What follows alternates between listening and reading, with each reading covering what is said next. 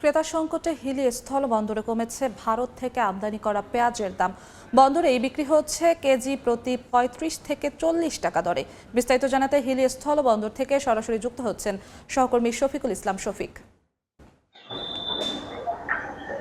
চাহিদা থাকা হিলি স্থল বন্দর দিয়ে চাল, ছোলা, পেঁয়াজ সব ধরনের পণ্যই হিলি স্থল বন্দর দিয়ে আমদানি হচ্ছে। গত ৩ দিনের ব্যবধানে ক্রেতা সংকটে পেঁয়াজের দাম নিম্নমুখী। কেজিতে ১৫ টাকা কমে বিক্রি হচ্ছে, ৩৫ থেকে ৩৮ টাকা বিক্রি হচ্ছে। প্রতি কেজি ছোলা বিক্রি হচ্ছে ১০৯ থেকে ১১ টাকা এবং চালের কিন্তু দামটা ঊর্ধ্বমুখী। চিকন জাতের চাল কেজিতে বৃদ্ধি পেয়েছে ৩ থেকে ৫ টাকা পর্যন্ত বৃদ্ধি পেয়েছে। গত ৩ দিনে হিলি স্থল বন্দর দিয়ে পেঁয়াজ ৭০ ট্রাকে ২০১৮ মেট্রিক টন আমদানি হয়েছে।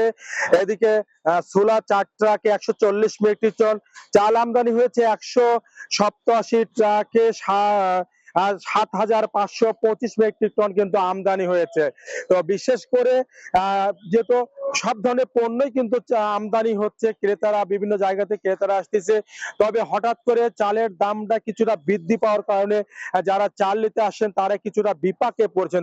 তারা বলছেন যেহেতু ভরা মৌসুম, বাংলাদেশে যেহেতু চালের পর্যাপ্ত চাল আসছে, আর ভারতীয় চালটা হয়তো বৃদ্ধি পাওয়ার কারণ কি। তবে ব্যবসায়ীরা বলছেন ভারতীয় ব্যবসায়ীরা কিন্তু দাম বুকিং রেটটা বৃদ্ধি করার কারণে মূলত এখানে চালের দামটা বৃদ্ধি পেয়েছে। তাছাড়া হঠাৎ করে পেঁয়াজের দামটা বৃদ্ধি পাওয়ার পেঁয়াজের দামটা কমার কারণে কিছুটা স্বস্তিতে বর্তমানে এখানকার যারা পাইকারি ব্যবসায়ী তারা কিন্তু স্বস্তি তাদের মধ্যে আমরা লক্ষ্য করেছি।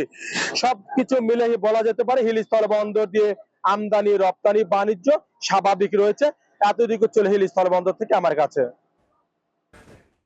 হিলি স্থল বন্দর থেকে সরাসরি যুক্ত হয়েছিলেন সহকর্মী শফিকুল ইসলাম শফিক।